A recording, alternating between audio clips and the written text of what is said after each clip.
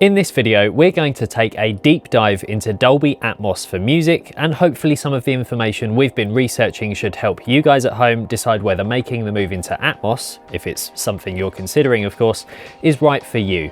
We'll look at the technical requirements, the business aspect of it for those of you who may be considering getting into it commercially, consumer playback systems, look at where it is now and try and glimpse into the future, and so much more. Pretty much everyone I've spoken to in the pro audio world in the past year or so has told me I should be getting into Atmos. There's a real buzz around it, and I must admit, up until quite recently, I didn't really know much about it other than that it was a scalable surround format. But my initial thoughts were that, as with previous surround formats, it's probably destined to failure due mainly to lacking consumer playback systems. That's always been the bugbear of Quad, 5.1, all the others. But I think my preconceptions were wrong there, and having spent many months researching it and trying it and talking to people who are working in it, I think there is a future. And there is a huge interest in it within pro audio circles, due in no small part to Dolby really pushing it. I attended a recent seminar at Abbey Road Studios with Andrew Sheps, Sylvia Massey and a whole host of other people recently, and most of the questions from the audience were regarding Atmos, even though that wasn't really the theme of the event. So the interest is there, and with the Atmos renderer now built into the latest version of Apple's own Logic Pro, you could argue that anyone running that on a suitable laptop with a half decent pair of headphones need invest no more. That's all you need. But that's actually where it starts to get complicated again, and we'll come back to that topic in a minute. Now, there was an excellent live stream on the PureMix YouTube channel last week hosted by Andrew Sheps with Steve Genowick, Greg Penny, Fabrice Dupont and Dave Way, who are balls deep in Atmos for music, and I'm going to reference that video a few times in this one. And if you're really interested in getting into Atmos production, then I'd highly recommend you go and watch all of that video. It's 4.5 hours long, but at no point does it feel like a slog. It's just 4.5 hours of first class, unbiased information from those who really are on the front line. The link to that video is in the description. For those of you who aren't aware of Atmos, let's start with a very brief overview of what Dolby Atmos is for music, how it differs from previous surround formats, and what you'll need to start working with it. Dolby Atmos is a surround format that's been used in theatrical production, that's cinema and TV, for years. It's a scalable surround format that promises a truly immersive 3D audio experience. So how does this differ from, say, an older 5.1 surround system? Well, Atmos is adaptive to the number of speakers in a playback system and can also be encoded as a binaural version for headphones. Tell your playback hardware how many speakers you have connected and it will compensate for any that aren't there. With a 5.1 system, if the center speaker is removed from the setup, you lose all of that audio information. In an Atmos setup, then the left and right speakers will make up for the lack of a center speaker. So it's scalable. The more speakers you have, the greater resolution and detail you'll hear, but it can translate down to Atmos enabled soundbars, for example, for basically a fairly cool sounding enhanced stereo. The recommended best practice minimum Atmos speaker setup for music production is a 7.4.1 setup. What do all those numbers mean? Well, the 7 denotes speakers in the lateral plane, the 1 the sub, and the 4 the ceiling speakers. So in the lateral plane, i.e. ear level, we need 7 speakers. Left, centre, right, 2 sides and 2 rear.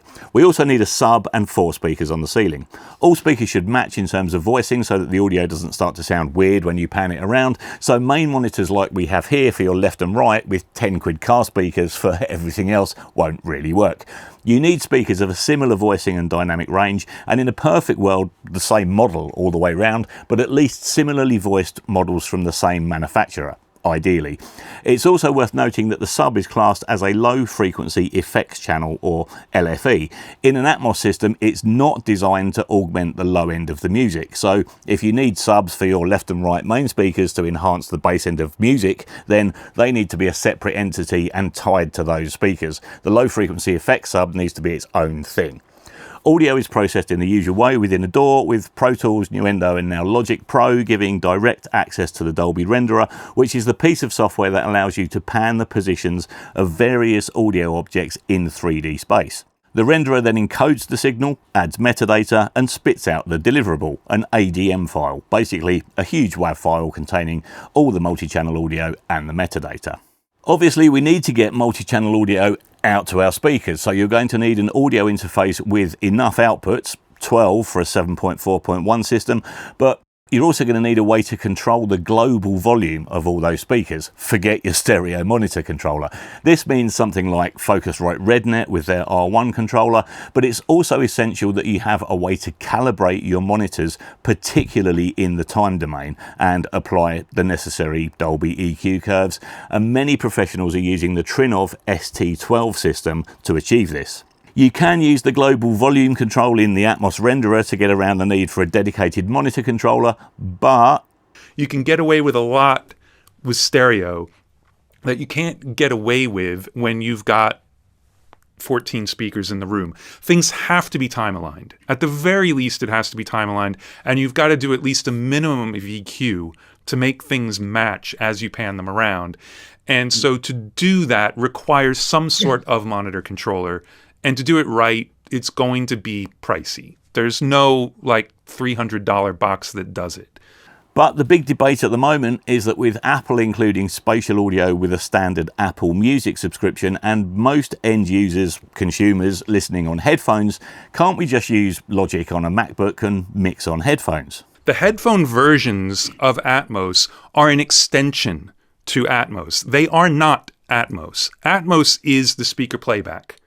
There are currently two versions of Atmos listenable for the consumer on headphones. Dolby Binaural, available on Tidal and now Amazon Music, and Apple Spatial Audio, available on Apple Music. Neither of these are an Atmos mix. They are headphone versions derived from an Atmos ADM master file that's been created on speakers on a full Atmos system. Everyone I've spoken to who's working in Atmos has said that if you work solely on headphones, then you will get some big and often nasty surprises when you hear that mix on a proper speaker-based system. Now, this is relatively new technology, and there will be people that buck the trend, and there will be some incredible Atmos mixes created solely on headphones. But the thing to bear in mind is that this is new technology. The encoding is, for the most part, performed in real time by the device you're listening on, and this is improving all the time. So a Dolby binaural render or Apple Spatial Audio version that sounds awesome today might sound very different tomorrow and will almost certainly sound very different 6 months or a year from now. It's also very difficult to reproduce true surround sound in headphones. While a binaural recording can sound stunningly realistic when played back on headphones, because the sound comes from here and here, it's very difficult to replicate that using algorithms. The shape of our ears and the fact that we've got two of them with a head in the middle is how we determine where the sound is coming from. And this is greatly enhanced when we move our heads a little. It's a survival technique. Lateral directional sound awareness is largely determined by the shape of our ears and head, and we are particularly sensitive to the 3 to 4 kilohertz range with sound coming from in front of us. If the sound is above us, then we're more sensitive to that directionality up to around 8K. And if you try to replicate that with algorithms in headphones, it just sounds brighter, but still there and there. So it's very difficult to replicate Atmos or surround in headphones. And if you're going to be working commercially for labels, then you need a proper speaker setup, unless you have access to an Atmos room to check your mixes and tweak them before you submit them. And most experts agree that you shouldn't compromise the speaker mix for the headphone one. Make sure the headphone mix sounds cool, but don't try to get something spiraling up into the sky with it. Don't try and replicate that headphone mix as you hear it on the speakers. As the technology improves, so will the headphone versions, but at the moment it's just not there yet. So you need that speaker system as your gold standard, your reference point to work from. That binaural experience is changing constantly, and it's not an Atmos mix. It's a binaural mix. It's not what we're hearing in speakers. It's not. It's a different experience. And I always hated it when people go, "Oh yeah, you're going to be able to." We'd play them something in Studio C at Capitol and knock their socks off, and then they'd go, "Yeah, you'll be able to listen to this in headphones." And I was going, "No, no, you're not going to you're not going to be able to hear this in headphones." So if we wanted to set up for Atmos as a commercial venture, we'd likely want to go for a 9.1.4 system, the 2 extra speakers over the 7 being positioned in between front and side speakers and known as wides. This is recommended by most who've heard it and was the minimum requirement from Dolby when they were certifying Atmos studios for music, and it really helps with translation to soundbars and other consumer devices in terms of the extra genuine stereo width it can offer. We're used to working on ATC monitors and feel that for a commercial Atmos venture you need to keep the quality control up there in order to get hired or have people hire the room from you. And so we're going to be faced with a pretty hefty bill. We have two SCM200s already, so we'd be looking at adding SCM100s, the same model but half the size and with one less bass driver for the lateral speakers. For a 9.4.1 system, we're going to need 7 at listening position height, and at £15,000 a pair, that comes in at £97,500. Add 2 subs at $6,249 each, and 4 SCM25s for the ceiling at $7,800 a pair, and the bill comes to £125,598. Add a suitable interface and monitoring solution, stands, cabling and modifications to the room, and we're talking 150 grand in all, a sizable investment. Now obviously there are more budget-friendly options, but once you've heard and worked on high-end speakers, there really is no going back, and I'm not going to be able to hire out an Atmos room that has budget two-way near fields. It just won't happen. But would it be a wise investment? Is there money to be made?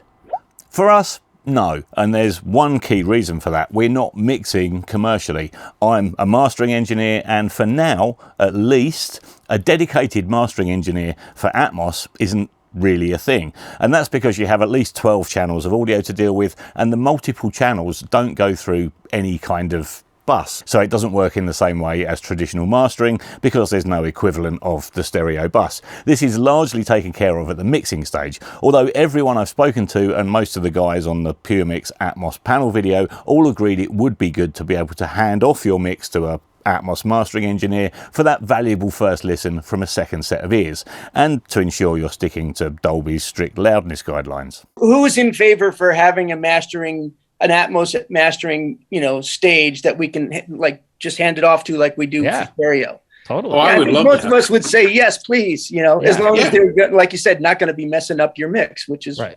Yeah. So as things stand at the moment, I don't have a place as a mastering engineer in the Atmos world, although Andrew thinks it may be coming. So why am I not interested in jumping on the bandwagon and getting into Atmos mixing? Well, here's why. Because as far as I know, and certainly in my world, I mean, obviously my stereo mix fee is all over the place. I don't have a set fee at all, not even close. Every project is different. Every project's a negotiation. But in general, the Atmos mix budget is between a third and, if I'm really lucky, half of a stereo mix budget, especially if you're doing the mixes at the same time. They've allocated a certain amount of money for the stereo mixes, then the label is pushing them to get an Atmos mix as well. They've spent all their money. They spent all the money before they even got to me to mix the stereo. Forget about the fucking Atmos. So now the Atmos is like the stepchild that has to be delivered. Like, oh, by the way, you're having twins. Like, oh, right. Mm-hmm. So they figure, well, you're already in the operating room, so just yank the Atmos mix out at the same time, right? There's no big deal to that. And then if you're doing one from stems, if you're lucky enough to get stems that actually seem like the mix, then like, oh, well, that's no big deal. We've already given you the stereo mix, basically. But it is, as we've been talking about, it's a huge deal to do these mixes. But that's my experience in terms of mix rates, but also in terms of time. I know that there are some places who are trying to get these things going, and they will set up guidelines for how long you should be spending. And they're saying like 3 hours,